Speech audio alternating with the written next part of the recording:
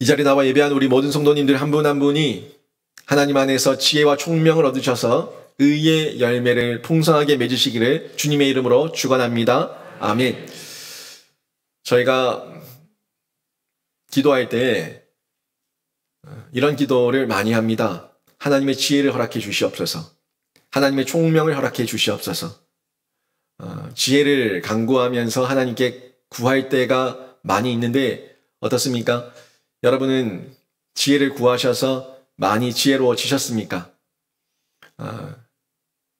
우리가 지혜를 구한다는 것은 지혜 가운데 연약함이 있고 부족함이 있다는 것을 인정하기 때문에 하나님의 지혜를 구하는 거예요. 진짜 지혜가 뭘까요? 세상 사람들은 스스로 자기가 지혜롭다고 얘기합니다. 내가 많이 배웠지. 내가 이 시대의 대안이지. 내가 좀 똑똑하지. 라고 얘기하면서 스스로 지혜롭다고 이야기를 하는데 과연 그들이 지혜롭습니까? 정치인들 가운데 나는 지혜가 없다, 나는 정책이 없다, 나는 능력이 없다고 말하는 사람 있습니까? 모두가 하나같이 내가 대안이다. 내가 이 지역의 대안이고 내가 이 나라와 민족의 대안이고 내가 돼야 한다. 하나같이 주장하고 있는데 어떻습니까? 그들의 지혜가 과연 이 나라와 민족과 지역과 세계를 평화와 화평과 은혜 가운데 인도를 했습니까? 늘 그들 가운데 염려가 있고 문제가 있고 부족함이 있고 그들이 떠난 이후에는 그들이 더럽혀 놓은 문제거리가 쌓여 있는 것을 저희가 확인할 때가 많이 있지 않습니까? 그리고 그들의 행함을 보게 되면은 참 실망스러울 때가 많이 있는데 우리가 지혜를 볼 때 세상 사람들의 지혜를 따라가면 안 됩니다. 결국에 그들이 나와 상관이 없어도 그들이 지나간 그 흔적을 보게 되면은 그들의 행함 때문에 고통받고 힘들어하는 국민들과 지역 사람들과 사람들의 인간관계가 있는 것을 발견하게 되는데 왜 저희는 그 어리석은 지혜를 또 좋아하면서 그것을 기대하면서 그것을 추구하며 살아갈까요? 지혜가 뭔지 모르기 때문에 그렇습니다. 지혜가 얼마나 이 세상의 지혜가 얼마나 잘못된 것인지 모르니까 거기에 속아 넘어가는 겁니다. 그래서 성경에 보면은 고린도전서 3장 19절에 이런 말씀을 성경이 전달하고 있는데 한번 보십시오.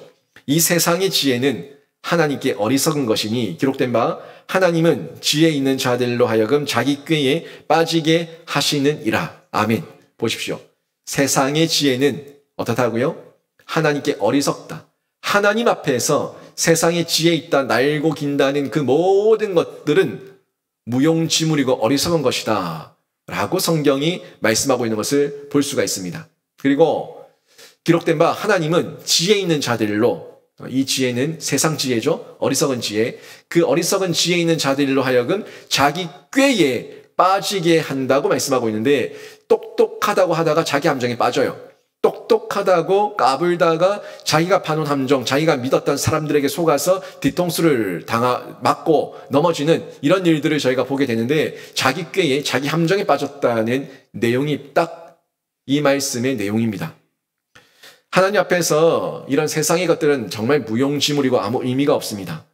여러분도 지혜롭고 싶지 않습니까? 저는 지혜롭고 싶어요. 제가 영신교회에서 얼마 동안 사역할지 모르지만 이곳에서 사역하는 중에 지혜롭고 싶고 지혜 있게 그 사역을 감당하고 싶고요. 제가 이 땅에서 얼마 동안 살지 모르지만 이 땅에서 살아있는 중에 하나님께 쓰임받는 지혜 있는 지혜자가 되기를 원합니다. 이 모두가 다 원하는 거예요. 하나같이 자기가 사는 인생이 지혜 없고 문제덩어리, 문제가 많은 그런 삶을 살고 싶은 사람은 아무도 없습니다. 하나같이 지혜롭게 살고 싶어 합니다. 그래서 지혜롭게 말하고 싶고 지혜롭게 행동하고 싶고 지혜롭게 살아가고 싶은데 그렇게 하려면 지혜를 찾아야지요. 모든 지혜와 지식의 근본이 누구라고요? 여호와 하나님 아닙니까? 여호와 하나님 앞에서 지혜를 찾아야 되고 여호와 하나님 앞에서 지식을 찾아야 되는데 왜 세상 사람들이 이 지혜의 근원을 발견하지 못하고 세상의 어리석은 자기 꾀를 지혜라고 착각하면서 살아가는 겁니까? 우리 신자는 그러면 안 됩니다. 우리 신자는 예수 그리스도가 모든 지혜의 근원이라는 것을 알고 최고, 최상, 최선의 지혜가 되시는 예수 그리스도와 연합되고 예수 그리스도께 접속되어서 살아가야 되는 존재가 우리 신자들입니다. 그때 진짜 지혜를 발견하고 지혜 안에서 지혜롭게 살아갈 수가 있는 거죠. 예수 그리스도와의 연합, 예수 그리스도와의 접속, 너무너무 중요한 부분인데, 제가 야고보서 강해를 하는 중에 몇 주간 행함이 있는 믿음에 대해서 말씀을 드렸죠. 그리고 행함이 있는 이 믿음이 혀를 통해서 드러난다는 것을 지난주에도 말씀드렸고, 우리의 믿음이, 우리의 신앙이 진짜라면은 그 진짜를 행동으로 보여라. 그리고 가장 쉽게 뱉을 수 있는 이 작은 지체 혀, 이 혀를 통제하는 능력으로 보여라 하는 말씀을 전달했는데, 실제로 그렇지 않습니까? 행함을 통해서 우리의 신앙이 드러나요. 우리의 신앙, 우리의 마음, 우리의 심령, 내가 어떤 생각과 어떤 가치를 가지고 살고 있는가 하는 부분이 행동으로 드러나고, 작은 지체예요, 이 혀. 혀가 너무너무 작은 지체인데 이 혀를 어떻게 사용하고 있는가, 말을 어떻게 하고 있고, 내가 어떤 말을 내뱉고 있는가를 보면 내 안에 신앙이 진짜냐, 내가 가지고 있는 진리가 진짜냐, 아니냐 하는 부분을 분별할 수 있다는 것을 말씀드리지 않았습니까?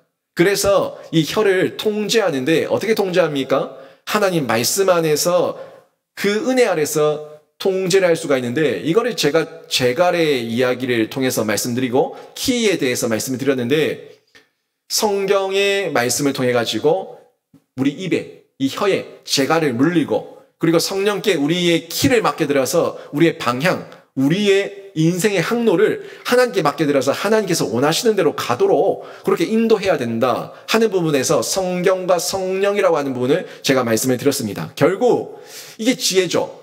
지혜롭게 성경에 하나님의 지혜가 있으니까, 성령께서 그 지혜를 실행하게 하시니까 이 지혜를 통해 가지고 혀를 지혜롭게 통제하고, 혀를 통제함으로써 내 마음의 언행 심사가 어떻게 드러나는가를 확인할 수가 있고, 결국에 내 믿음, 내 신앙이 어떤 상태에 있는가 하는 부분을 보일 수 있다는 것을 말씀해 드렸는데, 이게 진짜 지혜예요. 힘이에요. 능력이에요. 지혜는 우리의 인생의 놀라운 변화와 또 열매로 나타나게 되거든요. 그래서 오늘 본문에서 야고보도 오늘 본문에서도 이 통제된 혀가 결국에 지혜로 나타난다. 사람의 지혜를 행동으로도 보일 수 있지만 쉽게는 우리들의 이 말을 통해서 표현할 때가 얼마나 많습니까? 그래서 통제된 혀, 그러니까 성경과 성령의 은혜 가운데 통제된 혀를 통해 가지고 지혜가 드러난다는 것을 교훈해 주고 있는데, 야고보가 말하는 이 지혜는 다른 지혜가 아닙니다. 세상 지혜가 아닙니다. 천상의 지혜입니다. 한번 따라해 보시죠. 천상의 지혜. 예, 천상의 지혜입니다. 지상의 지혜가 아니라 천상의 지혜입니다. 그러니까 땅에서 올라온 지혜가 아니라 하늘로부터 내려온 지혜입니다. 하늘로부터 우리 하나님께서 주신 지혜를 저희가 소유하고 가지고 있을 때 진짜 지혜다 하는 것을 확인할 수가 있는데, 이때 지혜의 온유함으로 나타나요. 지혜의 온유함. 지혜는 조바심 내고 다급해하고 두려워하고 겁내하고 막 쫓겨가는 그런 모습이 아니라 온유함이에요. 여러분, 온유함 그냥 단어만 들어도 평화롭지 않습니까? 온유함 그냥 단어만 들어도 넓게 느껴지지 않습니까? 온유함 부드럽게 느껴지지 않습니까? 지혜의 온유함으로 살아가는 중에 우리가 지혜를 드러내는 겁니다. 누구한테 쫓겨서 겁나서 마지못해서 강제적으로 아니요. 내 마음의 자발적 자원함, 하나님의 사랑함, 자유, 이걸 다 누리면서 실제적으로 살아내는 지혜의 온유함을 보일 수가 있는데, 13절 말씀을 보십시오. 이렇게 말씀하고 있어요. 너희 중에 지혜와 총명이 있는 자가 누구냐? 그는 선행으로 말미암아 지혜의 온유함으로 그 행함을 보일지니라. 아멘. 야고보는 나름 똑똑하다고 말하는 사람들, 똑똑하다고 착각하면서 거드름 떨고 있는 세상 사람들에게 묻고 있어요. 너희 중에 지혜와 총명이 있는 자가 누구냐? 진짜 지혜가 있냐? 총명이 있냐? 그러면 너희들의 삶을 통해서, 선행을 통해서 지혜의 온유함으로 그 행함으로 지혜와 총명을 보여봐라. 살아내봐라. 너희 안에 지혜가 있고 총명이 있다는 것을 삶으로 살아내서 보여봐 하는 말을 하고 있는데, 여러분, 사람들 가운데 나는 바보야 라고 말하는 사람이 있습니까? 자기 혼자서 거울 보면서 으이구 바보야, 으이구 바보야 이럴 수는 있지만 사람들에게 나 바보거든? 으이구 바보야, 맞아 나 바보야 라고 말하는 사람이 어디 있습니까? 그 누구라도 진짜 바보라도 야 이 바보야 라고 얘기하면은 상대방이 바보야 얘기하면 기분 나빠요. 여러분 한번 해볼까요? 야 이 바보야 라고 얘기하면 기분 좋은 사람 누가 있어? 아무도 없습니다. 여러분에게 낯선 사람이 그리고 그래도 나랑 친했다고 믿었던 사람이 조롱하듯이 으이구 이 바보야, 으이구 이 바보야 라고 얘기하면 기분 좋겠어요? 심지어는 남편이 평생을 함께 살았던 남편과 아내가 으이구 바보야 라고 얘기해도 기분이 나빠요. 스스로 자기가 바보라고 자랑하는 사람은 아무도 없습니다. 다들 하나같이 내가 꾀가 있다고, 내가 지혜가 있다고, 내가 좀 안다고 이렇게 얘기하면 살아가는데 그게 진짜 지혜입니까? 좀 아는 게 지혜입니까? 여러분 지혜와 지식을 분별하십시오.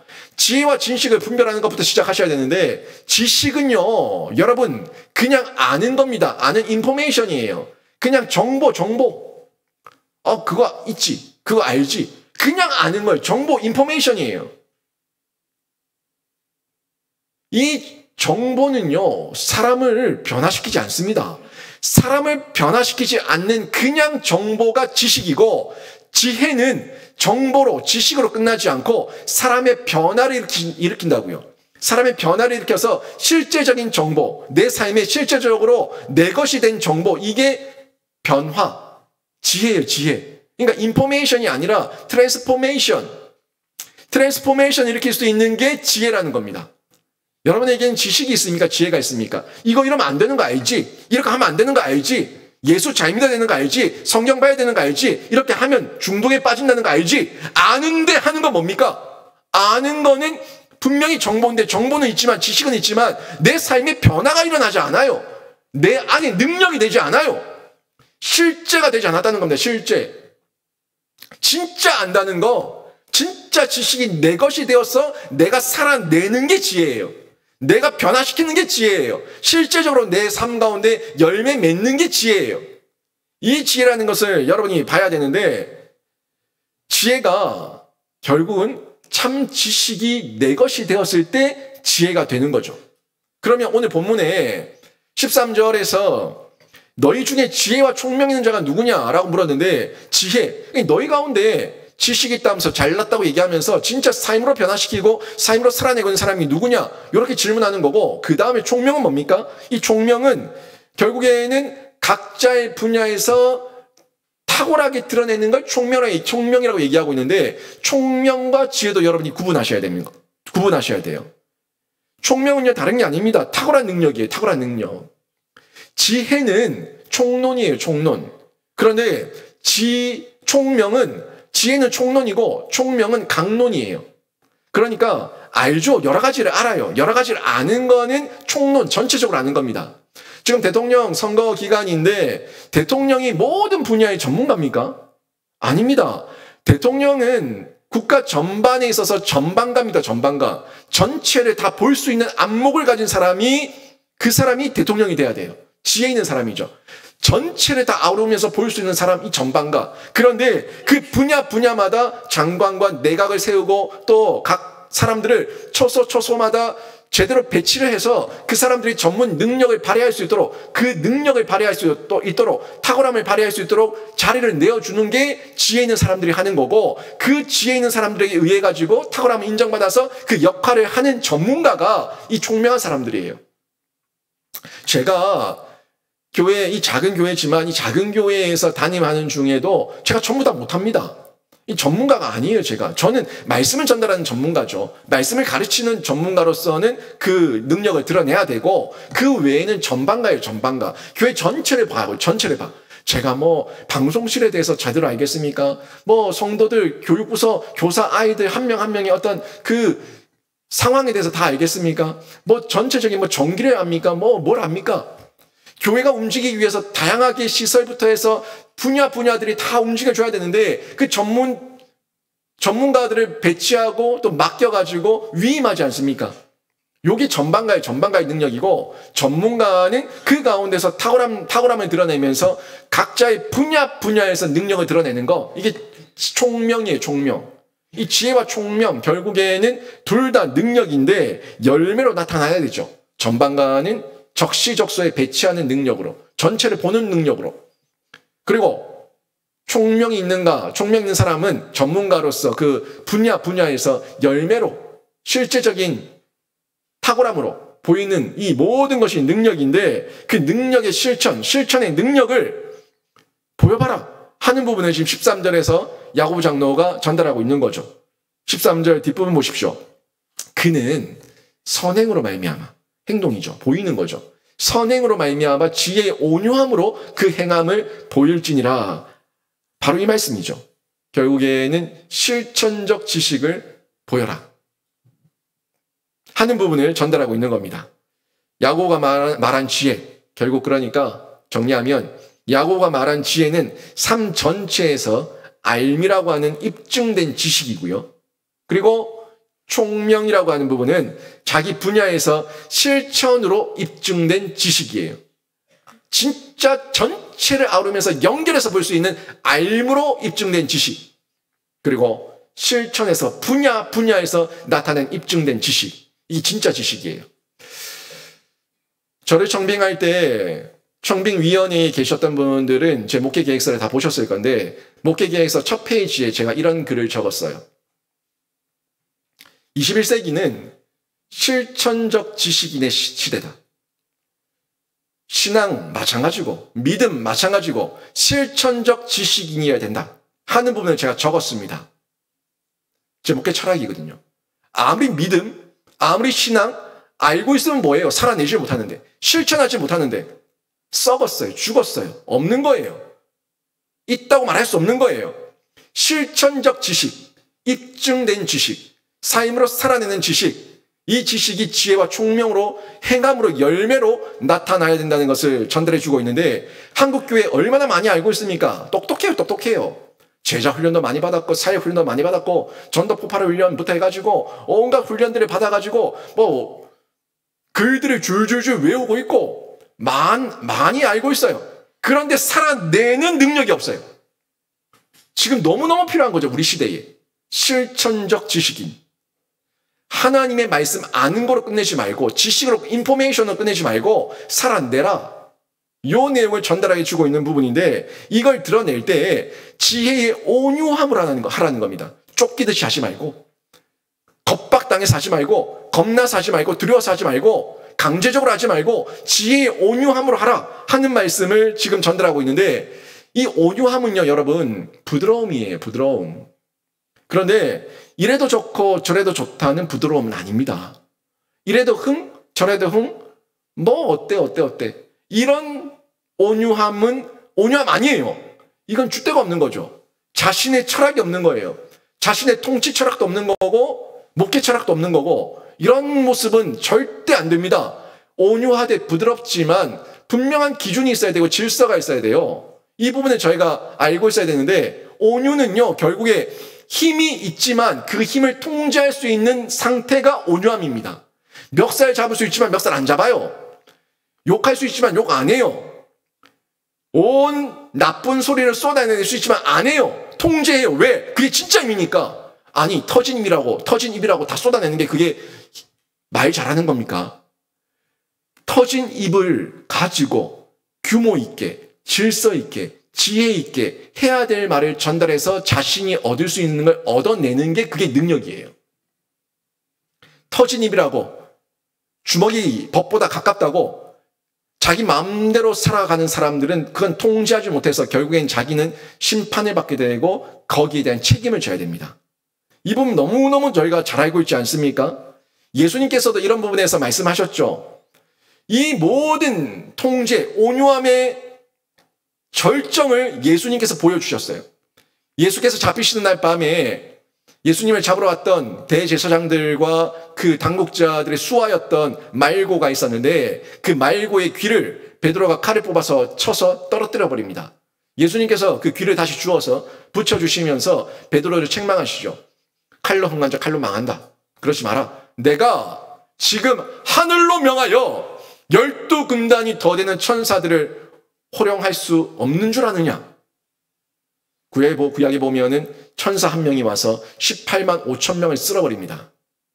여러분, 그러면 12군단이면 천사가 얼마의 숫자입니까?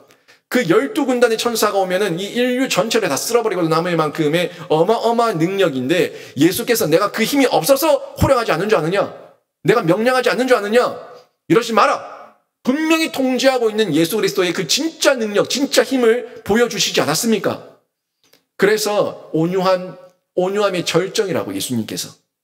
그리고 마태복음 11장 29절에서도 어떻게 말씀하셨어요? 보시니까 나는 마음이 온유하고 겸손하니 나의 멍에를 메고 내게 배우라. 그리하면 너희 마음이 쉼을 얻으리니. 아멘. 분명히 말씀하고 있죠. 마음이, 예수님의 마음이 온유하고 겸손하다. 교만하지 않아요. 겸손해요. 강팍하지 않아요. 온유해요. 그러니까 나의 멍에를 메고 나한테 배우면 너희가 쉴 만한 물과 푸른 초장으로 인도함을 받는다. 진짜 평안과 안식을 얻는다 하는 메시지를 예수님께서 전달해 주고 있는 겁니다. 예수님 실제로 어떻습니까? 모든 지혜와 지식의 근본이 하나님이신데 예수님이 하나님의 본체시지 않습니까? 예수님이 하나님의 본체시고 동등된 분이지 않습니까? 그러니까 예수님께서 이런 모든 지혜와 능력으로, 힘과 능력으로 통치하실 수 있는데, 그런데 그 모습은 거드름으로 막 자랑하는 것이 아니라 온유함으로 통제하고 겸손함으로 나타나서 사람들에게 유익을 주는 그 열매로 나타난다는 것을 예수님께서 보여주는 것을 확인할 수가 있습니다. 그리고 그런 하나님신도 불구하고 우리 신자들을, 우리 백성들을 사랑하셔서 그 힘을 통제하시고 보여주셨으니까 나를 보고 배워라. 나를 따르라. 나에게 연합되라. 나에게 접속되라 하는 이 메시지를 가르쳐주고 있는 내용이죠. 인간은 보세요. 그런데 조금만 힘을 가지면 어깨에 견장 하나 차고 팔에 완장 하나 차면은 얼마나 거만해집니까? 교만을 떱니까? 어떨 때는 민주항쟁, 민주투사인 것처럼 그렇게 자유민주주의, 인권을 외치던 사람들이 견장 하나 차고 완장 하나 차니까 돌변하는 모습 보이지 않습니까? 자신은 깨끗한 척, 자신은 거룩한 척, 정권을 향해서 공격하고 대통령을 끌어내리고 대통령을 탄핵하고 그 사람들 감옥에 보내고 특검을 하고 그러면서 온 힘이 있는 척 거드름 떨다가 뒤에 보니까, 뒷모습 보니까, 뒤에 그 꼬라지를 보니까 완장 찼다고, 어깨 견장 하나 찼다고 자기들 온갖 부패와 더럽고 추악한 짓을 다 했던 이 모습들이 드러나고 있지 않습니까? 이게 겸손한 거예요? 이게 온유함이에요? 인간들의 얄팍한 지혜가 이렇다는 겁니다. 인간들의 모습이 이렇다는 거예요. 인간들은요, 작은 힘도 통제하지 못합니다. 작은 감정도 통제하지 못합니다. 그래서 발악하는 존재가 인간이에요. 고개 빳빳하게 들고 목에 힘주면서 내가 낸데 어디 감히 이렇게 말하면서 하늘 무서운 줄 모르고 국민 무서운 줄 모르고 자기의 그 권한이 하나님께서 위임하신 권한이고 국민들이 위임한 권한이고 잠시 잠깐의 권한인 줄 모르고 거드름 떨면서 자기 것냥 착각하는 이런 교만. 목회자도 마찬가지고요. 교회를 자기 사유물처럼 생각하는 이런 인간들의 모습들을 저희가 볼 수 있지 않습니까? 발악이에요, 발악. 이 발악, 인간들의 발악, 힘 아닙니다. 인간들의 이런 발악은요, 그냥 발악이에요, 발악. 진짜 힘 아닙니다. 능력 아닙니다. 통제할 수 있는 힘이 진짜 힘이고 온유함이에요.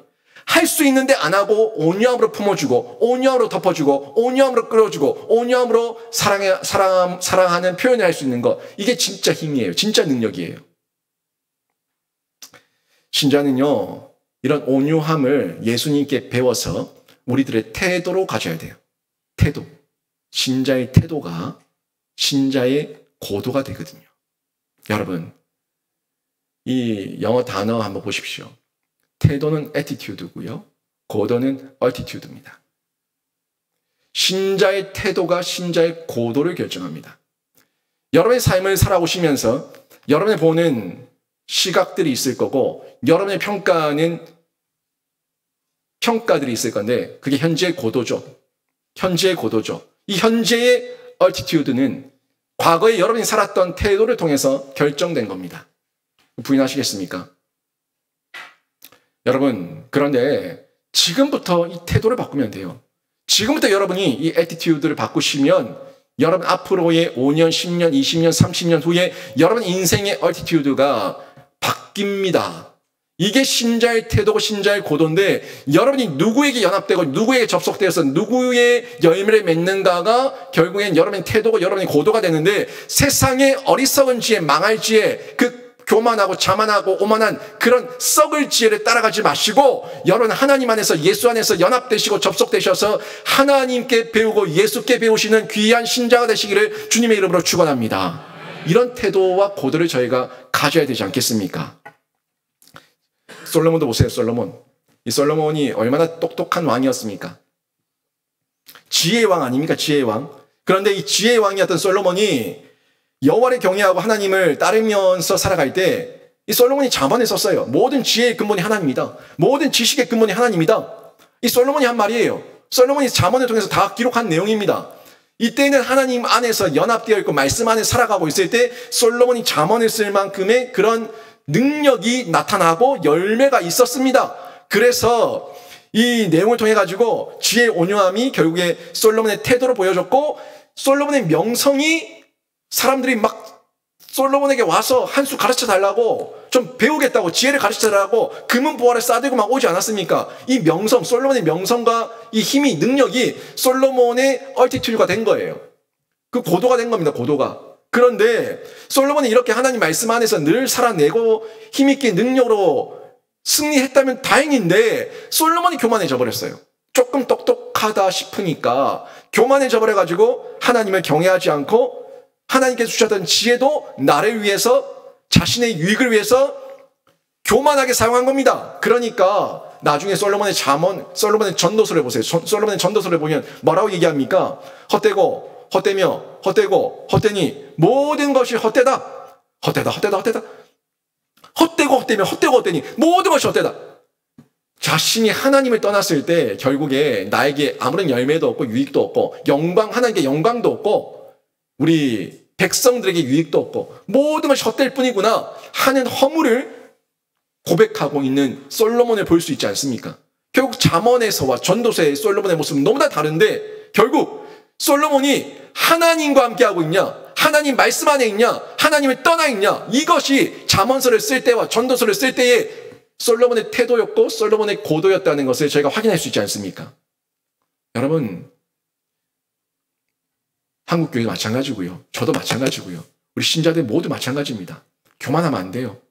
우리가 힘 있다고요? 능력 있다고요? 좀 안다고요? 다 하나님께서 주신 거예요. 하나님께서 거두시면 아무것도 아닙니다. 한순간에 흩어져 버리는 먼지입니다. 먼지. 이걸 저희가 기억해야 되는데 저는요. 여러분 삶 가운데 성경입니다. 성경입니다. 성령입니다. 성경을 통해서 하나님의 말씀으로 보게 되고 성령을 통해서 말씀을 깨닫게 되어가지고 성령과 성경께서 함께 하시는 중에 여러분 삶 가운데 하나님의 지혜의 온유함이 부어지셔서 하나님의 지혜의 열매를 맺는 귀한 신자가 되기를 주님의 이름으로 축원합니다. 그리고 열매 맺는 사람이 돼야 돼요. 땅의 지혜는 아닙니다. 이 땅의 지혜, 땅 위의 지혜는 다 썩어질 것이고 거짓된 거예요. 이거 정확하게 분별하셔야 되는 겁니다. 14절 보십시오. 이 땅에 미련한 것에 따르는 자들의 모습이 어떻는지 지금 14절에서 보여주고 있는데 그러나 너희 마음속에 독한 시기와 다툼이 있으면 자랑하지 말라. 진리를 거슬러 말하지 말라. 아멘. 이 말씀을 전달하고 있는데 세상이 가지고 있는 지혜는 가짜다 하는 부분을 전달하고요. 그 단어만 지혜라고 쓰고 있지 지혜가 아니죠. 미련함이죠. 그리고 그 안에 있는 것은 결국에 마음속에 있는 건데 뭐예요? 독한 시기와 다툼이다. 이렇게 성경은 전달해 주고 있습니다.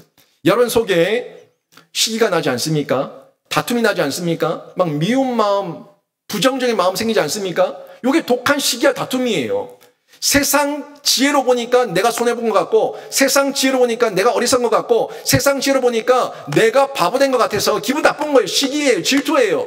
그래서 이 마음을 안 들도록 하기 위해서 성경에서 뭐라고 말씀하냐면 마음을 지키라, 마음을 지키라, 생명의 근원이 여기서 난다 하는 메시지를 전달해 주고 있는 겁니다. 너무너무 잘 알고 있는 잠언 4장 23절 말씀 어떻게 전달하고 있습니까? 모든 지킬 만한 것 중에 더욱 내 마음을 지키라. 생명의 근원이 이에서 난다. 그러니까 마음 지켜라. 마음 가운데 독한 시기와 다툼이 생기지 않도록 마음 지키고 거기 성령의 은혜와 지혜의 온유함이 부어질 수 있도록 너희가 깨어있으라 하는 부분을 말씀이 전달해 주고 있지 않습니까? 시기 뭡니까 여러분? 시기 뭐예요? 사람에 대하여 느끼는 질투 아닙니까? 쟤가 뭔데? 저 사람이 뭔데? 지가 뭐라고, 뭐 똑똑하다고, 뭐 잘났다고, 왜 쟤만 인정받아, 나는 뭔데, 이런 마음이 자꾸 들면서 상대방에 대한 이 질투가 생기는 거예요. 내가 중심인데 모든 우주의 중심도 나고 공동체의 중심도 나고 세상의 중심도 나고 가정의 중심도 난데 나라는 존재가 뭔가 소외감을 당하니까 이 마음에서 시기가 생기는 거죠. 저 사람만 없으면, 동생만 없으면, 언니만 없으면, 오빠만 없으면, 누구만 없으면, 저 사람만 없으면 내가 중심이 될 건데 하는 시기, 좀 죽어라, 사라져라, 떠나라. 이 다 자기 중심성에서 나오는 부분 아닙니까? 그런데 세상은 이거를 뭐라고 얘기해요? 아니 사람이면 시기할 수 있지. 그게 세상을 사는 지혜야. 그게 처세술이야. 원래 세상이 다 그런 거야. 약육강식이고 적자생존이잖아. 강한 자만이 살아날 수가 있어. 그러니까 넌 밟고 일어나야 돼. 안 그러면 저 사람이 널 밟을 거야. 밟히기 전에 밟아. 밟히기 전에 밟아. 그게 처세술이고 지혜야. 지혜. 세상은 이렇게 말한다고요. 여러분, 야고보는요. 이게 결국엔 속임이라고 얘기하고 있고 이게 시기인데 그것도 독한 시기다. 독한 시기다. 이렇게 성경에서 야고보 장로가 전달하는 것을 볼 수 있지 않습니까? 다툼도 마찬가지죠. 이기적인 야망 아닙니까? 내 속에서 막 일어나는 이기적인 야망. 내가 하고 말 거야. 내가 가지고 말 거야. 내가 얻고 말 거야. 내가 쟁취하고 말 거야. 내 속에서 무조건 가져야 된다는 이 이기적인 마음, 야망. 다른 사람이 가지는 건 안 돼. 내가 못 가질 바에는 아예 없애버리는 게 낫고 누구한테 줄 수 없고 내가 가져야 돼. 내가 해야 돼. 라는 이기적인 야망. 남 줄 바에는 내가 부셔버린다. 이런 못된 마음, 이게 다툼 아닙니까? 그래서 상대를 볼 때 상대를 이웃으로 보지 않습니다. 항상 상대를 볼 때 경쟁 상대로 봅니다. 경쟁자로만 봐요. 물론 시대가 경쟁 사회 속에 살고 있지만 저희가 경쟁 사회 속에서 공의롭고 정의롭게 경쟁하고 인정할 것 인정하고 또 그 사람의 탁월함에 대해서 박수 쳐주고 그런 지혜의 온유함이 있어야 되는데 지면은 분노를 가지는 거예요. 한번 두고 보자. 다음에 두고 보자. 내가 가만 두나 봐라. 이런 다툼. 이중 야망이 계속해 드러나니까 그 안에서 공격성이 나타나는 거 아닙니까? 공격성. 여러분, 자기 이익, 자기 성취, 자기 인기, 자기 관심사에만 계속 마음을 두고 있으니까 내가 중심이니까 이런 공격성으로 드러내는데 이건 세상의 모습이죠. 땅 위에서 지혜라고 말하는 세상 사람들의 모습이죠. 이걸 저희가 따라가면 안 된다는 것을 전달해 주고 있는데 이들은 지혜롭다고 말하지만 어리석은 자들이에요. 자기가 그래서 다 가졌어. 시기하고 다툼을 해서 다 가졌어요. 영원해요. 그 잠시 잠깐 가지는 거, 또 줘야 될 거, 언젠가는 줘야 될 거, 언젠가는 강제적으로 다 두고 가야 될 거. 세상 앞에서 역사 앞에서 평가받을 거고 법정 앞에 서야 되는데 세상 법정 앞에 서야 되고 하나님의 심판대 앞에 법정 앞에 서야 되는데 이걸 모르는 아주 미련한 어리석은 자들의 모습인 것을 저희가 확인할 수가 있지 않습니까? 그래서 14절 뒷부분에서 야고보 장로가 어떻게 전달하고 있어요? 진리를 거슬러 거짓말하지 마라. 이 진리를 거슬러서 영원할 것 같은 이 거짓말에 속지 말고 거짓말하지 마라. 거기에 현혹되고 유혹되고 말하지 마라 하는 부분을 야고보 장로가 전달해 주고 있는 겁니다. 다 거짓말이거든요. 자기 합리화, 자기 정당화, 그리고 자기 최면에 걸려서 모두 다 진리를 떠난 거짓말이라는 것을 얘기해 주고 있는데 이 거짓의 근원이 뭡니까? 이 거짓이 하나님께로부터 났습니까? 아니면 땅에서부터 왔습니까? 15절 말씀에서 땅에서부터 왔다고 이건 정욕적인 것이고 귀신의 것이라고 너무 정확하게 전달해 주는 15절을 저희가 볼 수가 있습니다. 15절 말씀 보십시오.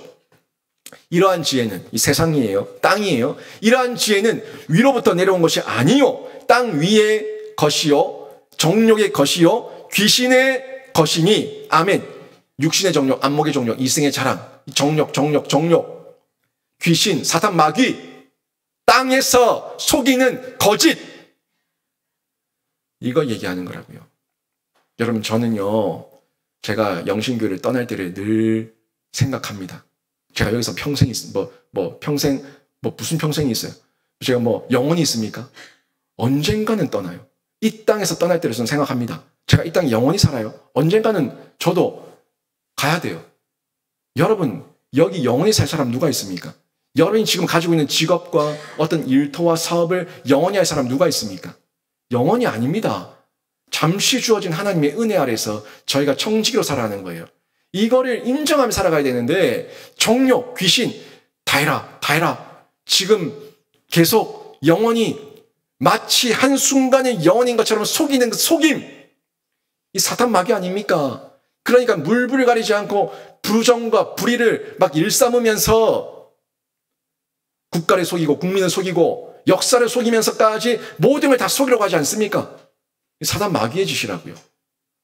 제가 여러분에게 여러 번 많이 얘기했어요. 우리 신자를 죄짓게 하는 세 가지, 육체, 세상, 사단 마귀. 이 세 가지 계속 얘기했죠. 육체는 뭐예요? 우리 안에 있는 부패성, 죄성. 기본적으로 하나님이 없는 인간은 죄 짓게 돼 있다고요. 기본적으로 하나님이 없는 인간은 그냥 세상에 나가 있으면 죄 짓게 돼 있다고요. 여러분에게 천국 가는 길은 제가 말씀을 선포해서 전달하지만 여러분에게 지옥 가는 길은 얘기할 필요가 없어요. 여러분 살고 싶은 대로 살면 지옥 가게 돼 있습니다. 그 안에 여러분의 부패성과 죄성이 있다고요. 인간을 가만히 내버려 두면 지옥 가게 돼 있습니다. 그런데 인간이 세상 속에 살고 있는데 세상을 보니까 완전 자동화 시스템이에요. 자동화 시스템, 감정 부추겨, 욕정을 부추겨, 이 모든 것들을 눈으로 보고 감각적으로 마음으로 충동질해내면서 그냥 들어오면 그게 저 새소리고 세상에 사는 방법이라고 얘기하면서 그냥 죄짓게 내버려두는, 그리고 그렇게 안 살면 야 이 바보야, 야 이 미련한 놈아, 야 이 어리석은 놈아 라고 얘기하면서 사람을 막 몰아붙이는 이런 세상. 그 세상이 죄짓게 하는 시스템 아닙니까? 이 분위기를 그렇게 만들어 간다고요. 분위기를 죄짓도록. 남자들 보세요. 저도 직장생활 했지만 제가 직장생활 하는 중에 술 안 마신다고 온갖 모욕을 다 당했어요. 벌 서면서 회의를 하고, 술 안 마시는 게 지혜가 없대요. 술 안 마시는 게 사는 방법을 모른대요. 술 안 마시는 게 사회생활 할 줄 모른대요. 술 안 마시는 게 어리석대요. 미련하대요. 뭐가 진짜 어리석은 겁니까? 세상은 그렇게 분위기를 만들어낸다고요. 왕따를 시켜버려요. 세상의 분위기, 그 시스템이 자동화라고, 자동화. 그렇게 죄짓게 만들지 않습니까? 그러면서 감정적으로 그래 해라 계속해서 우리 마음의 감정 충동질에는 죄의 원흉, 사탄 마귀. 분명히 우리 속에 있지 않습니까? 그래, 한 번만 눈 감아라. 그러면 네가 한 번만 눈 감으면은 그냥 얻을 거 아니냐, 그냥 취할 거 아니냐, 그냥 대충 넘어가라. 너무 유별나게 살지 마라.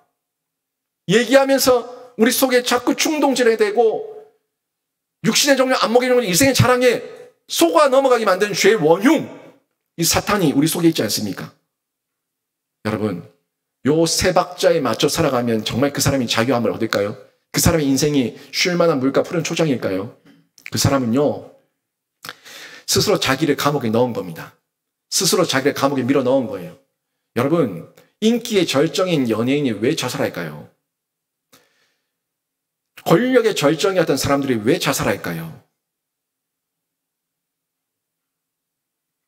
돈 자랑하면서 평생을 살아도 모자랄 사람이 그냥 돈 자랑하면서 살면 되지 왜 자살을 할까요?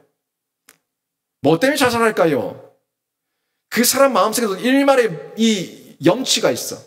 일말의 부끄러움이 있어. 그러니까 그걸 견디지 못해가지고 회개할 생각을 하지 않고 마음을 접어버리는 거죠. 인생 목숨줄 끊어버리는 거죠. 부끄러울 바에는 내가 죽고 말겠다. 내가 떨어질 바에는 죽고 말겠다. 내가 죄송하다고 말해야 될 바에는 죽고 말겠다. 이런 오해를 받을 바에는 죽고 말겠다. 자기 합리화하면서 그러면서 세상 사람들 죽지 않습니까? OECD 국가 자살률 1위입니다. 1위. 한국이 얼마나 죄짓기 쉬운 시스템인지 아시겠죠? 제 고등학교 친구가 지금은 직급이 어느 정도 되는지 모르겠어요. 한 10년 전쯤에 네이버 입사를 했고 네이버에서 잘 나갔어요. 잘 나가다가 재팬 네이버 일본으로 갔어요. 일본으로 가서 일본에서 네이버 거기 라인이 전 세계적으로 우리나라는 카톡이지만 라인이 또 유명해요. 그래서 그쪽 재팬 사업부에서 거기서 일을 하고 있는데 걔 연봉이 뭐 그때 당시 한 10년 전에 한 1억 5천 가까이 됐어요. 거기서 뭐 도쿄 거기에 집도 나오고 차도 나오고 근데 혼자 살죠. 결혼 안 했어요. 미혼이에요. 저하고 동갑인데 얼마나 죄짓기 좋아요. 돈 많죠. 직급이 있죠. 근데 그 친구가 제가 한국에서 만났을 때 네 허랑방탕하게 사는 거 아니가? 라고 했더니 하는 얘기가 뭐라는 줄 알아요? 돈 있으면 제일 죄짓기 쉬운 데가 한국이다. 돈 있으면 제일 흥청망청 음란하게 살기 좋은 데가 한국이다. 이 이야기를 하대요. 한국이 그렇게 음란한 곳입니다. 일본인 것 같아요. 일본에 지금 살고 있는 애가 하는 얘기예요. 한국이 더 음란하다고. 더 남자들 죄짓기 쉬운 곳이라고. 돈만 있으면. 여러분, 결국에 자신을 감옥 속에 가둬놓고요. 세상 시스템에서 놀아나는 놀이객감밖에 안 되는 겁니다. 그리고 땅의 생각으로 늘 정욕적이고요. 사단 마귀에게 종노릇하면서 살아가는 거예요. 마귀의 충동에서 벗어나지 못하고 자기의 감정을 통제하지 못하고 충동적인 정서로 감정적인 정서에 속아서 늘 자신의 감정의 기복을 드러내면서 통제하지 못하는 삶을 살아가는 모습을 이 땅 가운데서 얼마나 많이 발견할 수가 있습니까? 다 이 땅에서 나온 거예요. 이 땅에서. 하늘로부터 온 거 아닙니다. 땅에서 온 거예요. 땅에서 온 거. 마귀 사탄 마귀가 준 겁니다. 이걸 분별하셔야 되는데 우리가 얼마나 연약한 존재입니까? 베드로 한번 생각해 보세요. 베드로가 마태복음 16장에서 예수님이 너는 나를 누구라고 생각하느냐라고 물었을 때 베드로가 아주 위대한 신앙의 고백을 하죠. 주는 그리스도시요 살아계신 하나님의 아들이십니다 라고 이 고백을 마태복음 16장 16절에서 얘기했어요. 이 얘기를 듣고 예수님께서 베드로를 칭찬하십니다. 바요나 시몬아 네가 복되다. 그런데 이 고백을 하게 한 거는 네가 한 것이 아니라 내 아버지께서 너에게 이 고백을 하게 하셨다 하는 메시지를 예수님께서 전달하시면서 칭찬하셨어요. 그리고 나서 베드로와 그 제자들에게 내가 이제 예루살렘으로 올라갈 거다. 올라가서 내가 거기서 곤욕을 당하고 십자가에 못 박히고 그리고 죽은 지 3일 만에 다시 살아날 것이다 라고 이야기를 전달했습니다. 전달했더니 이 이야기를 들은 베드로가 칭찬 한번 받았다고 또 나서가지고 가만히 있지. 또 나서가지고 예수님 그러면 안 됩니다. 그러면 안 됩니다 라고 얘기하면서 22절에서 뭐라고 얘기해요? 주여 그리 마옵소서 이 일이 결코 주께 미치지 아니하리이다 하면서 나서서 예수님을 막아 세우는 거예요. 방금 칭찬받았어요. 바요나 시몬아 네가 복되다. 네가 하나님 안에서 깨달았구나. 이렇게 칭찬받았는데 이 이야기를 듣고 예수께서 바로 23절에서 뭐라고 말씀하십니까? 23절 보시면 사탄아 내 뒤로 물러가라. 너는 나를 넘어지게 하는 자로다. 내가 하나님 일을 생각하지 않고 도리어 사람의 일을 생각하는도다 하시고 아멘.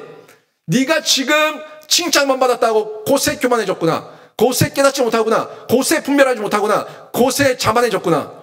네가 지금 하는 거 그건 사람의 일이다. 하나님의 일이 아니고 사람의 일이고 사탄 마귀가 네 속에 들어갔구나. 나와라 하는 메시지를 전달해 주고 있는 겁니다. 베드로가 이런 사람일진데 우리들 어쩌겠습니까? 우리들 얼마나 연약하겠어요? 제가 하나님 말씀을 한 주가 말씀을 준비해서 여러분에게 전달하고 나서 성령께서 저에게 두들기시는 대로 여러분에게 전달합니다. 전달하고 나서 여러분이 아유 목사님 설교 최고였어요. 너무 설교 잘하세요. 라고 얘기하면 그새 또 교만해지는 게 저입니다. 저. 그렇지. 내가 설교 좀 하지. 내가 좀 잘하지. 그새 교만해지는 게 저예요. 누가 한 사람에게 박수 쳐주면은 그새 교만해지는 거 사람이에요. 그래 내가 없으면 우리 교회가 안 돌아가. 내가 없으면 교회가 안 돌아가. 그새 넘어지는 게 사람이라고요. 베드로가 그런 사람일진데 우리들이 오죽하겠냐는 겁니다. 여러분 이거 하나님의 지혜가 있어야지만 늘 매여 있을 수가 있고 하나님 손에 있을 수가 있는 겁니다. 하나님의 지혜가 없으면요 늘 흔들리고 사단 마귀에게 놀아나는 자가 우리인데 저는요 여러분이 예수와 연합되고 예수께 접속되셔가지고 날마다 하나님의 지혜, 천상의 지혜를 가지고 하나님 안에서 매여 계시고 살아가셔서 하나님의 능력을 드러내는 귀한 신자가 되시기를 주님의 이름으로 축원합니다. 그게 진짜 능력이거든요. 16절 말씀 보십시오. 근데 이 하나님의 능력을 따르지 않을 때 어떻게 되는지 보시라고요. 16절 시기와 다툼이 있는 곳에는 혼란과 모든 악한 일이 있음이라. 아멘. 시기와 다툼이 있는 곳에는 혼란과 모든 악한 일이 있다. 이 말씀 너무너무 가슴에 와닿지 않습니까? 가짜 지혜, 세상 지혜의 결국입니다. 뭐예요? 혼란이다. 모든 악한 일이다. 이 말씀을 전달해 주고 있는데 파괴적으로 결국 혼란과 공격성으로 파괴적으로 나타난다는 것을 전달해 주고 있습니다. 왜 그렇겠습니까? 나밖에 모르는 이기적인 사람들이 만나서 이야기를 나누는데 뭐 합치점이 있겠어요? 서로 이기적인 사람들이 만나서 막 얘기를 하는데 접촉점이 있겠어요? 정당과 정당이 만나서 후보자와 후보자가 만나서 단일화를 하는 것도 이 합치점을 찾지 못해가지고 이렇게 갈등하고 서로가 잘났다고 얘기하고 있는 시점 아닙니까? 국가와 국가가 서로 간에 이 문제를 외교적으로 풀지 못해가지고 전쟁을 일으키는 이 시대 아닙니까? 다 하나같이 이기적이니까 그런 거예요. 이기적이니까. 이 이기적인 게 평화라고 얘기할 수 있어요? 이 세상의 정권 가지고 있는 정상들, 모든 세계 국가 정상들, 그 나라에서 그 민족들 가운데 날고 긴다는 사람들 아닙니까? 그 많은 사람들 다 제치고 대통령이 되고 수상이 되고 총리가 된 사람들 아니에요? 그렇게 잘난 사람들, 그렇게 똑똑한 사람들이 만나서 내가 대안이야, 내가 대통령이 되면 세계 평화가 와. 내가 대통령이 되면은 이 모든 문제 해결할 수 있어. 내가 뭐가 되면은 다 문제 해결될 거야. 라고 얘기하는데 그래서 나아지셨습니까? 살림살이가 나아지셨어요? 그 문제를 통해 가지고 이 국가의 정세, 세계의 정세는 뭡니까? 여러분, 왜 이 모양입니까? 그들이 하나님의 지혜를 구하지 않고 세상의 지혜로 풀어나가려고 하니까 결국 문제가 생기고 그 가운데 혼란이 생기고 악한 일이 생기고 분쟁이 생기고 파괴하는 전쟁이 생기는 겁니다. 평화도 없고요. 연합도 없고요. 화합도 없고요. 교제도 없습니다. 우리 성도들, 우리 신자들, 우리 한국교회 목회자들 정말 정신 바짝 차려야 됩니다. 정말 정신 차려야 돼요. 교회 안에 이런 혼란과 악한 것들이 들어오면 어떻게 되겠습니까?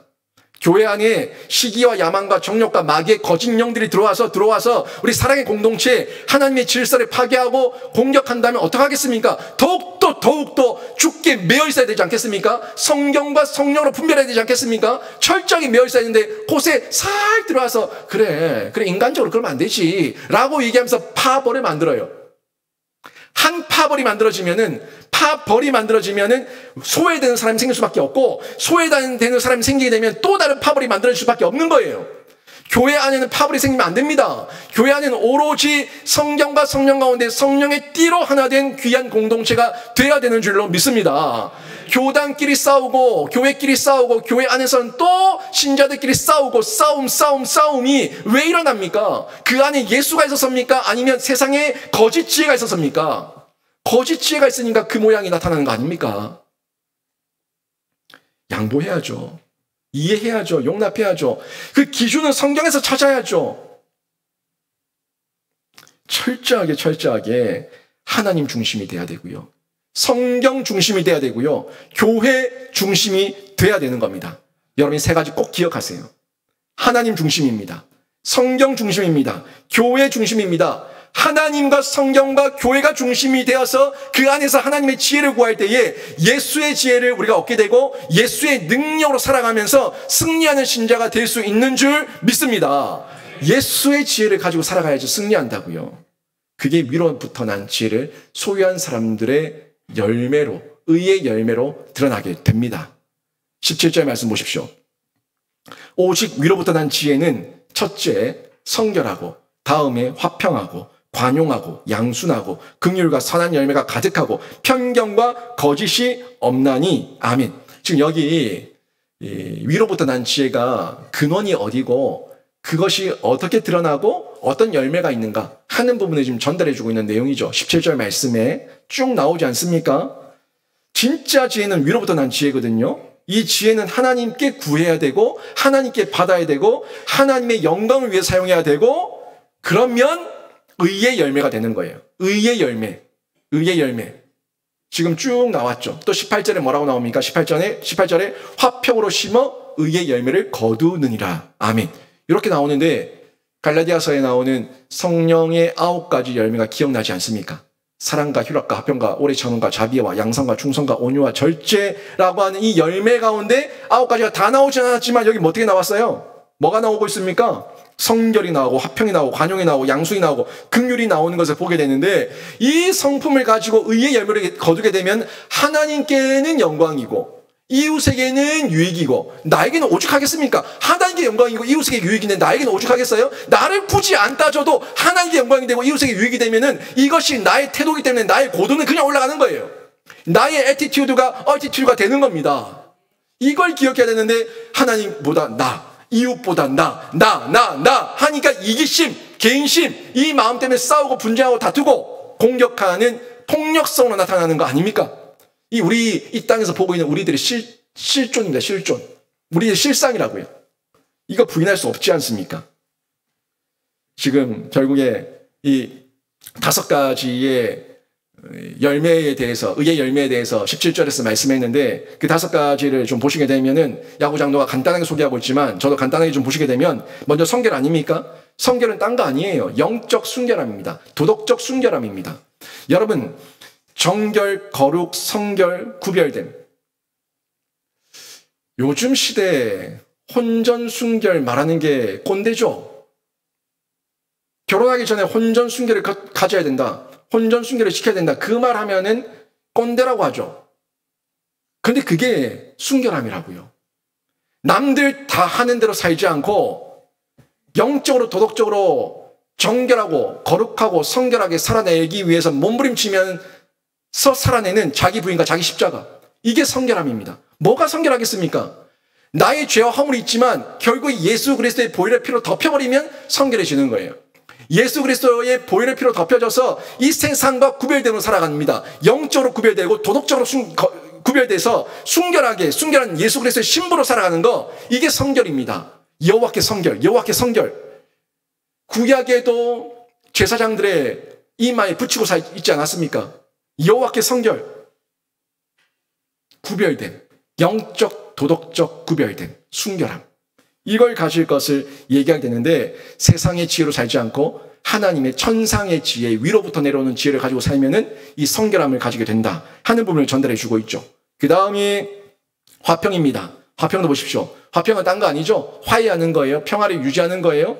지금 세계는 화평하지 않습니다. 지금 세계 전국, 우크라이나와 러시아는 화평하지 않습니다. 평화가 없습니다. 화해하지 않습니다. 그냥 싸움다. 분명히 잘못한 독재자가 있죠. 폭군이 있죠.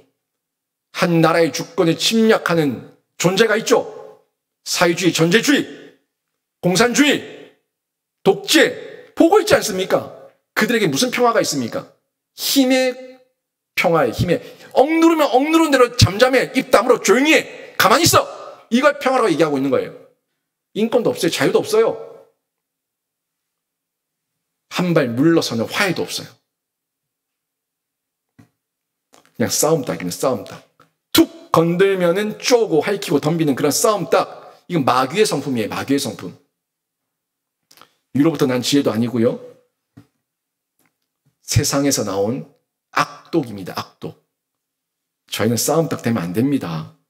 상대의 모난 부분이 있다고 하더라도 화해하며 평화를 유지하면서 질서 있게 풀어나갈 수 있는 화평의 방법들이 얼마나 많아요. 그 다음에 관용이죠. 관용은 배려하는 포용력입니다. 포용력. 내가 싫은 사람, 여러분 다 끊어내면은 여러분 곁에 마음에 드는 사람 몇 명 있습니까? 저는 마음에 듭니까? 저 사람 저래서 싫고 이래서 싫고 또 내 마음이 내 감정 기복에 따라서 이때는 좋았다가 저때는 싫었다가 여러분 사이고 같이 사는 배우자도 어떨 때는 이뻤다가 이떨 때는 미웠다가 여러분 자녀들도 어떨 때는 쪽쪽 빨아주고 싶다가 어떨 때는 꼴도 보기 싫다가 그렇게 감정이 기복이 있는데 여러분 마음대로 이렇게 사람들을 내 마음에 드는 사람을 선택한다면 몇 명이나 남을까요? 저 사람은 눈이 마음에 안 들고 저 사람 코가 마음에 안 들고 저 사람 밥 먹는 꼴이 마음에 안 들고 저 사람은 뭐 옷 입는 취향이 마음에 안 들고 다 끊어내고 아, 저 사람은 나한테 항상 잘해주니까 마음에 들어. 좋아.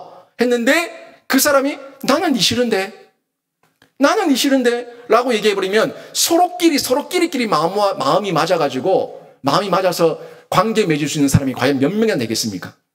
없어요. 가능하면 용납해주고 용서해주고 배려해주고 포용해줄 수 있는 그런 인간관계를 맺어야지만 저희가 관용의 열매를 통해서 의의 열매를 거둘 수가 있는데 그렇다고 모든 걸 다 포용하라는 거 아닙니다. 아닌 건 아닌 게 있어요. 자유와 사랑을 말한다고 모든 걸 다 허용하는 게 아니라고 제가 금요기도회 때도 말씀드리지 않았습니까? 분명히 끊어내야 될 게 있습니다. 도려내서 메스를 들고 도려내서 버려야 될 암덩어리가 있다고요. 그런데 질서 있게 하라고. 질서 있게. 말씀대로 성경대로 하라고요. 권위 아래서 하라고요. 질서 아래서 하라고요. 요게 포용이에요. 그렇지만 할 수만 있는 대로 그들이 용서를 구하고 회개하고 돌이킨다면 배려하면서 포용해 줄 수 있는 이 포용력. 이걸 하나님께서 하늘로부터 주신 지혜입니다. 그 다음이 양순이죠. 양순. 양순은 딴 거 아닙니다. 설득을 받는 건데요. 설득을 받는 건데 하나님의 말씀으로 설득을 받아서 하나님의 말씀으로 감화를 받는 거죠. 하나님의 말씀으로 내가 설득을 받아서 하나님의 사람으로 변화되는 감화. 결국 양순이에요. 이 부드러운 마음이에요. 부드러운 마음. 상대방이 얘기하면은 그 상대방을 좀 들어줄 수 있는 마음. 여유죠. 여유. 상대방 말할 때 딱딱 끊지 마세요. 그 상대방이 말할 때 좀 말을 좀 들어줄 수 있는 양순한 마음, 경청의 마음이 있어야 돼요. 경청이 있어야지 그 사람을 이해하는 감화가 생깁니다. 하나님의 말씀을 들어야지 그 말씀에 반응하고자 하는 감화가 생기는 거예요. 이 양순도 하나님께서 주신 하나님의 위로부터 천상의 지혜입니다. 천상의 지혜. 그리고 그 다음이 긍휼인데요. 긍휼은 지혜로운 사람들이 손을 내밀어서 도움을 주는 거예요. 긍휼히 여기는 거죠. 나만 긍휼히 여기달라가 아니라 나를 긍휼히 여김을 내가 긍휼히 여김을 받았던 것처럼 나도 다른 상대방을 긍휼히 여겨줄 수 있는 긍휼, 손을 내밀어서 도와줄 수 있는 도움을 받는 것만이 아니라 도움을 줄 수 있는 그런 은혜가 있어야 된다는 건데 이 모든 게 하나님께서 하늘로부터 내려주셔서 받는 지혜입니다. 지혜. 여러분 거기다가 한쪽으로 치우치지 않아요. 편견도 없어요. 거짓도 없어요. 그러니까 이 모든 것들이 합력하여 선을 이루고 의의 열매가 되는 거죠. 의의 열매. 성령의 열매가 되는 겁니다. 여러분 우리가 어떻게 하나님의 지혜, 이 천상 지혜를 소유할 수가 있겠습니까? 어떻게 우리가 이 천상 지혜, 하나님의 지혜를 소유할 수가 있겠습니까? 결국 만남이에요. 만남. 제가 여러분을 위해서 만남의 복을 많이 빌어요. 여러분에게 신방할 때마다 빠뜨리지 않고 만남의 복을 간구하며 여러분 자녀들을 위해 기도합니다. 만남의 복이 임해야 되는 거예요. 먼저 예수 그리스도를 만나셔야 되고 그리고 성경 말씀을 만나셔야 되고 그리고 하나님의 말씀의 통제를 받는 지혜가 있는 공동체 교회를 만나셔야 되고 그리고 예수 그리스도 안에서 함께 지혜를 나눌 수 있는 교우를 만나셔야 되는데 이때에 여러분 안에서 의의 열매가 드러나는 거예요. 제가 다 기도하지 않습니까? 우리 자녀들을 위해서 좋은 동료들 만나게 하시고, 좋은 친구들 만나게 하시고, 좋은 스승 만나게 하시고, 좋은 학교 만나게 하시고, 함께 울고 함께 웃을 수 있는 교회와 목회자를 만나게 하시고, 평생에 함께 살아갈 믿음의 배우자를 만나게 하여 주셔서 평생 하나님만 높여드리는 믿음의 명문 가문을 이루고 믿음의 자녀들을 낳아서 대대손손 주님만 높여드리는 믿음의 가정 되게 하여 주시옵소서. 기도하지 않습니까? 그 첫 번째가 예수의 예수 만나야 되고, 성경 말씀 만나야 되고, 교회를 만나야 되고, 교우들을 만나야 되고, 그게 의의 열매로 맺히는 겁니다. 이 만남의 은혜가 있을 때 지혜가 우리 삶 가운데 풍성하게 지경이 넓혀지고 지혜가 더 강력하게 쏟아부어지는 거예요. 나에게 주신 지혜, 이분에게 주신 지혜가 공유되는 거예요. 그게 사랑의 교제입니다. 사랑방 모임이에요. 전도의 모임이에요. 그 교제하라고 공동체를 주시고 교우를 주셨어요. 안 그러면 성경 말씀 던져주고 성령께 알아서 들어라 하면 끝나지. 왜 교회를 예수님께서 세우셨습니까? 왜 교우들 간에 사랑의 교제를 하라고 하셨습니까? 모이기에 더욱 힘쓰라고 얘기하셨습니까? 그 안에서 의의 열매가 있고 지경의 확장이 있으니까 만나라고 하는 겁니다. 영향력이 드러나니까 만나라고 하는 거예요. 여러분 다음 주부터 사랑방 모임 하시는데 나오셔서 모이십시오.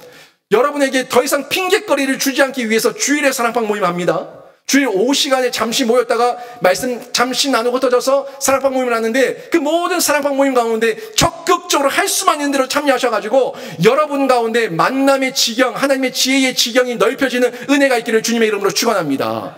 넓혀져야 돼요. 가만히 계시지 마세요. 우물 안속으로 들어가고 나를 감옥 속에 밀어넣지 마세요. 왜 스스로 죽으려고 합니까? 나오셔야 되는 겁니다.